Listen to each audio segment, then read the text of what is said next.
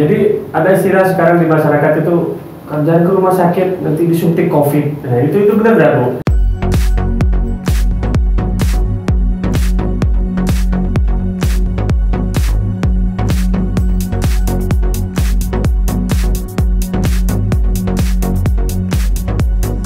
Terima kasih. Assalamualaikum warahmatullahi wabarakatuh. Pada malam hari ini Farhad Show kedatangan tamu salah satu pimpinan OPD di pemerintah Kabupaten Bangkalan. Beliau adalah Dr. Nunu Kristianti, spesialis radiologi. Selamat malam, Dok. Malam. Oke. Jadi Bu Nunu ini kalau di kantor ini atasan saya, tapi kalau di sini sekarang saya akan mewawancarai beliau dengan profesional. Bu Nunu, langsung aja Bu Nunu. Iya. Ya, dengan ini kan dokter spesialis radiologi, praktek juga di rumah, pasiennya banyak, punya restoran, apa namanya? Kotre Koneng. Pengusaha ayam juga ya, ayam. banyak usahanya, Bu. Bagaimana, kenapa jenengan kok masih mau menerima amanah sebagai direktur? Usahanya sudah banyak ya, Pak. Monggo, Bu Nunu. Terima kasih sebelumnya. Assalamualaikum warahmatullahi wabarakatuh. Terima kasih atas kesempatannya saya diwawancarai. Ya, sebetulnya ini adalah amanat ya. Saya sebagai warga negara atau penduduk Bangkalan ini kalau diberi amanat dari Pak Bupati ya nggak boleh menolak ya. Jadi pada prinsipnya saya ini seperti air mengalir gitu. Jadi apapun saya harus menjalani. Dan kemudian juga sebenarnya manusia itu kan pemimpin ya, memimpin diri sendiri dan juga memimpin keluarga dan juga memimpin anak-anak. Dan sekarang ini saya diberi kesempatan untuk memimpin rumah sakit ya, harus saya jalani dengan sungguh-sungguh. Oke. Jadi juga ibu rumah tangga juga ya, Bu? Ya. Bagaimana membagi waktunya itu, Bu?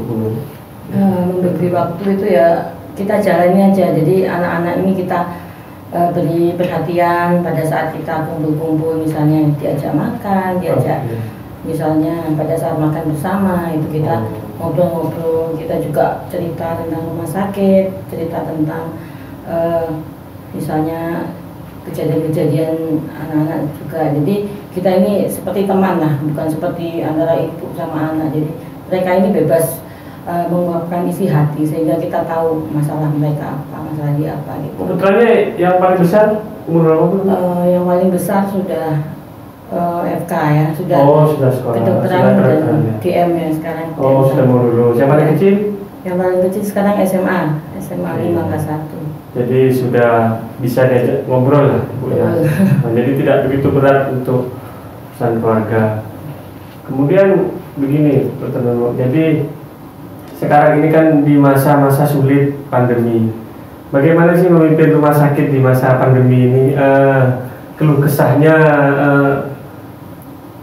apa ya, curhatannya lah, monggo. Ya, terima kasih. Jadi memimpin rumah sakit ini sebenarnya gampang-gampang susah. Jadi gampangnya ini sebetulnya di rumah sakit ini sudah banyak orang yang pintar ya, seperti Dr. Farhad ini. Dan juga teman-teman yang ada di eselon ini semuanya pintar-pintar. Jadi saya ini tinggal hanya menyatukan aja suaranya mereka untuk suatu cita-cita yang terbaik. Jadi tapi saat ini memang ada cobaan yang sangat luar biasa, yaitu pandemi COVID-19 ini. Jadi ini yang membuat cita-cita kami ini sebetulnya yang ingin membesarkan rumah sakit ini jadi terkendala. Dan ini juga dialami oleh seluruh dunia ya, tidak hanya di rumah sakit kita. Jadi kendala yang awal yaitu kita semua sebetulnya sama-sama takut ya, takut melayani pasien dengan COVID-19 ini. Tapi dengan adanya kita ini semangat untuk ingin bahwa pasien-pasien ini kita obati, kita sembuhkan dengan obat-obat yang ada, dengan pelayanan yang terbaik, maka teman-teman yang dulunya takut merawat, akhirnya mereka mau merawat dengan baik. Oke, jadi mulai dari tantangan yang pertama, mulai dari teman-teman ya, teman-teman yang takut ya. Kemudian tantangan kedua dari Bu, dari mungkin dari infrastruktur peralatan mungkin awal-awal bagaimana tantangannya? Jadi peralatan memang karena COVID-19 ini itu adalah penyakit yang baru ya. Jadi tentu kita harus mempersiapkan diri, termasuk juga peralatan dan juga ruangan ya. Ruangan harus diisolasi, harus pakai tekanan negatif ya. Ruangan ini harus juga alurnya juga harus betul. Jadi ada perubahan-perubahan ya? Sangat signifikan ya perubahannya. Jadi kemudian juga perawat juga harus pakai APD, cara melepas, cara makainya itu harus betul. Kemudian juga keluar masuknya petugas, keluar masuknya pasien ini harus betul supaya tidak terjadi penularan. Jadi mengurangi risiko ya Bu. Betul. Nah sekarang dari tenaga medis sudah, dari perawatan sudah, dari masyarakatnya ya Bu, apa yang terkendala yang Ibu hadapi sehari-hari ini bagaimana? Nah sehari-hari ini memang terkendala dari masyarakat ini memang sangat banyak ya, dan ini memang juga merupakan masalah yang sampai saat ini sering kami rasakan ya. Di antaranya pasien-pasien yang masuk di rumah sakit ini kalau di tes rapid itu atau di swab ini sekarang ini kadang-kadang sering menolak ya, karena takut ya kalau di tes rapid itu nanti jadi positif ya. Jadi kesannya jadi positif atau dipositifkan. Nah itu padahal itu hanya selisih kata ya, tapi sebetulnya itu artinya banyak. Jadi di rumah sakit ini sebetulnya tidak ada namanya pasien ini dipositifkan atau disuntik COVID dan sebagainya, itu tidak ada ya. Memang yang ada hanyalah kita periksa dan ternyata hasilnya memang positif. Jadi perlakuan untuk pasien yang positif konfirmasi ini ya harus dilakukan isolasi ya. Jadi harus dilakukan di ruang perawatan isolasi. Itu yang banyak menolak mungkin ya. Jadi banyak yang menolak. Jadi ada istilah sekarang di masyarakat itu, jangan ke rumah sakit nanti disuntik COVID. Nah itu benar nggak Bu? Nah itu tidak benar. Sama sekali tidak benar. Tidak ada obat namanya suntikan COVID. Jadi dipositifkan disuntik COVID itu istilahnya masyarakat. Kemudian ini Bu, jadi apa sih Bu tantangannya sudah dari mulai dari rasa khawatir tenaga medis, mulai merubah tata ruang rumah sakit, kemudian masyarakat yang menolak gitu. Harapan-harapan kedepannya bagaimana sih Bu?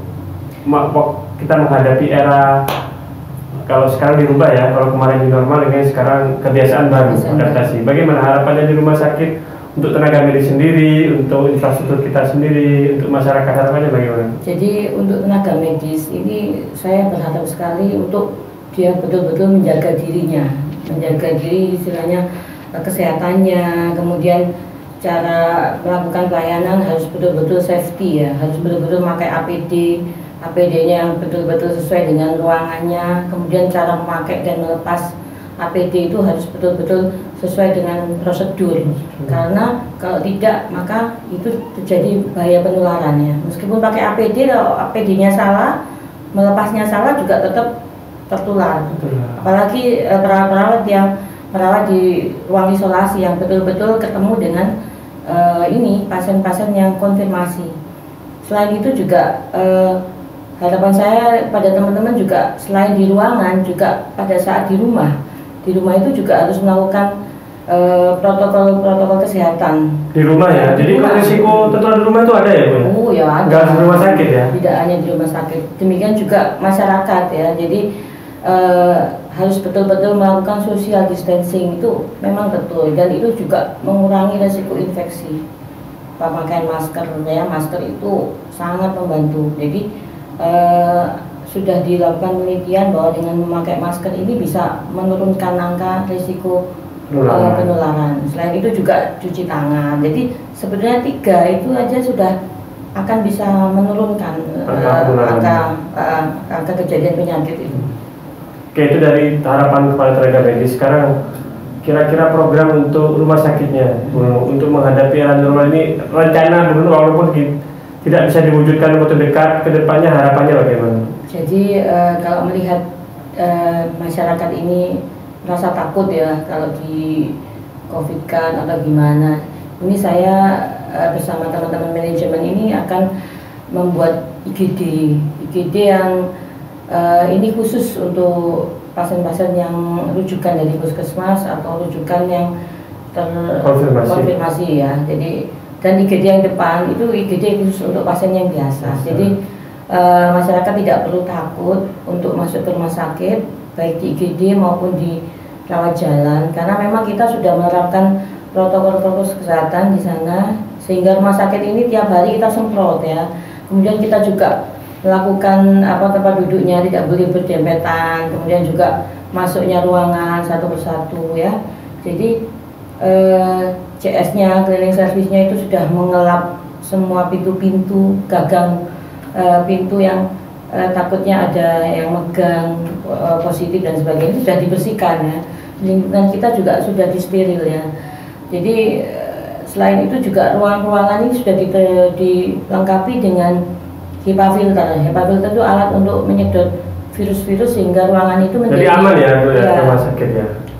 Menjadi kecil sekali kemungkinan untuk penularan.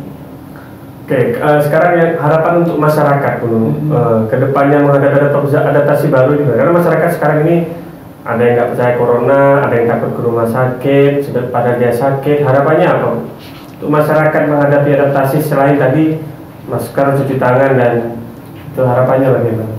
Saya berharap bahwa masyarakat ini tidak membuat stigma, maksudnya tidak mengucilkan pasien atau orang-orang yang konfirmasi, karena mereka ini adalah orang-orang yang sakit ya. Jadi sakit ini perlu ditolong gitu. Jadi dan jangan takut kalau ada keluarga yang memang terkonfirmasi, nggak usah ditutup-tutupi gitu. Supaya kalau positif mau dibawa pulang gimana Bu? Konfirmasi rata-rata sekarang kan positif mau dibawa pulang itu gimana Bu? Kalau positif mau dibawa pulang itu adalah bahaya sekali. Karena penularan sangat mudah ya. Jadi virus ini sangat mudah menular ke siapapun ya. Meskipun yang ditulari itu tanpa gejala, tapi yang lebih membahayakan adalah yang tertular itu yang punya komorbid. Nah, ini mungkin di antara keluarga kita ada yang punya komorbid, misalnya punya kencing manis ya, punya hipertensi, punya gangguan ginjal, dan juga obesitas. Ya. Itu yang bisa menyebabkan terjadinya memberat gejalanya, yang bisa kematiannya cukup tinggi. Jadi nggak boleh dibawa pulang itu untuk menyelamatkan sebenarnya. Ya, jadi untuk menyelamatkan keluarga dan juga masyarakat.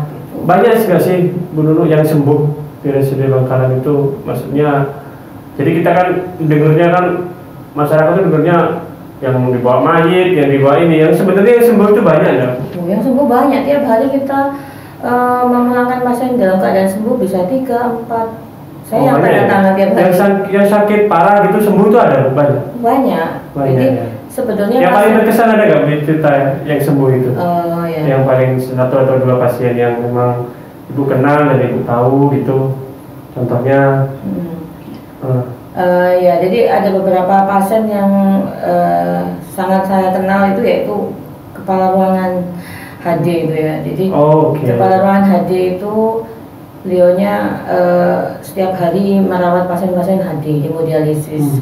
Nah itu ternyata pasien-pasien HD ini orang-orang yang cukup lemah ya kondisinya, sehingga mudah sekali terpapar. Ternyata akhirnya memang ada beberapa pasien yang memang sakit dan meninggal, dan kebetulan menulari petugas kami. Pada saat itu petugas kami ini cukup parah juga, jadi foto rongsennya ini memang ada pneumonia bilateral dan orangnya sesek sampai harus dibantu oksigen ya. Tapi kebetulan beliaunya cukup tegar sehingga alhamdulillah melalui beberapa pengobatan, beberapa hari itu sudah sembuh. Sekarang yang dari Belega itu tokoh-tokoh itu sembuh juga. Iya, Haji sampai Haji itu juga membaik ya, sembuh ya. Jadi, itu awal datang parah itu. Parah, jadi harus pakai oksigen yang tekanan tinggi itu. Jadi sekarang alhamdulillah baik. Jadi cukup. Jadi yang parah pun banyak yang sembuh ya Bu ya. Jadi tidak Ada harus juga yang seorang nakes ini yang sudah dirujuk ke Surabaya, akhirnya pulang lagi karena di sana tidak dilayani dengan baik, akhirnya ke rumah sakit, alhamdulillah membaik. Ini dok lagi, SOP-nya untuk teman-teman yang terpapar bagaimana Bu? Jadi kalau misalnya ada satu teman yang terpapar nih, itu bagaimana? Biar masyarakat tahu terus, wah nanti semua perawat itu corona, itu tanggapannya gimana Bu? Jadi teman-teman kami yang ada gejala maupun tidak ada gejala yang terpapar itu langsung kita lakukan isolasi. Jadi kita beri istirahat 2 minggu ya, 14 hari. Kita cek juga rapidnya, dan juga kalau memang dia kontak langsung ya kita langsung lakukan PCR ya. Nah, dari PCR itu kita lihat apakah dia positif atau negatif. Kalaupun positif ya kita tetap isolasi ya, karena dia nggak sakit kan. Nah, kalau dia negatif tetap isolasi juga sampai selesai. Jadi aman ya, jadi untuk masyarakat ya. Jadi ya.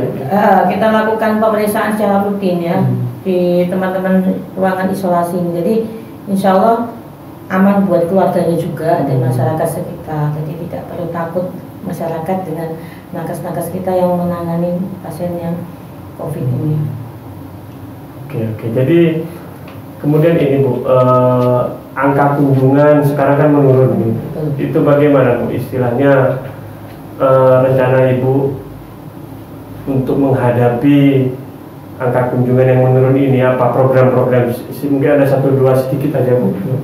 Jadi angka kunjungan ke rumah sakit ini cukup menurun ya. Ini akibat pasien-pasien itu takut ya, terutama rawat jalan. Ya, sebetulnya tidak boleh takut, tidak ada alasan untuk takut. Kenapa? Karena kita ini kemana-mana ya, orang biasa aja ke pasar, kemudian juga ke mall ya, berkunjung ke tempat ibadah, ini kan juga bersinggungan dengan orang.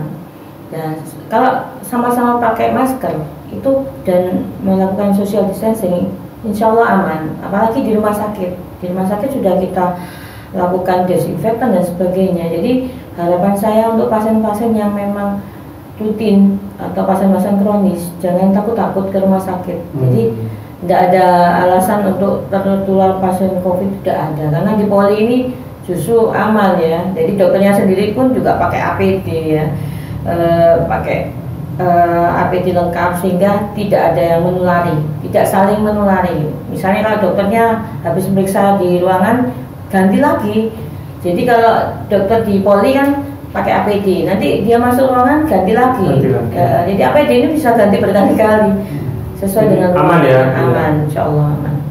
Jadi kemudian ini dok, jadi mungkin yang terakhir nih Bu, harapan untuk masyarakat Bangkalan lah, apa Bu? Jadi pesan terakhir lah sebagai direktur rumah sakit untuk closing statementnya, atau bagaimana yang Ibu inginkan masyarakatnya harus begini loh.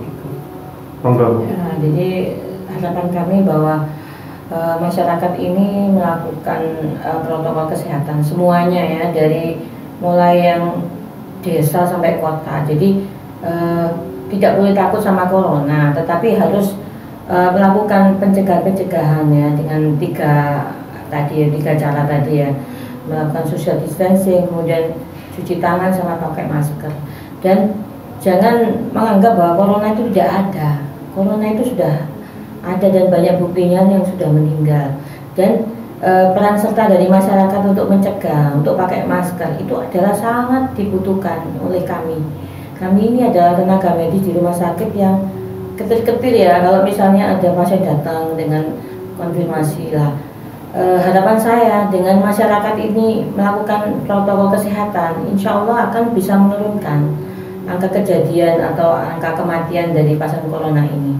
Dengan demikian maka tugas kami juga akan terbantu oleh masyarakat yang taat dengan memakai masker. Karena saya lihat saat ini orang-orang yang ada di pasar ya, di pinggir jalan, kemudian juga jualan di pinggir-pinggir itu jarang yang pakai masker gitu, jarang pakai masker. Nah, itu harapan saya, pakai masker kemanapun berada, kemanapun kita pergi gitu. Oke, terima kasih Bu Nunu atas waktunya. Semoga ini bermanfaat buat masyarakat, bermanfaat untuk semua para pemirsa YouTube saya, menjadi tambahan pengetahuan dan ilmu. Semoga barokah. Jangan lupa subscribe channel saya, The Fahad Show. Terima kasih. Wassalamualaikum warahmatullahi wabarakatuh.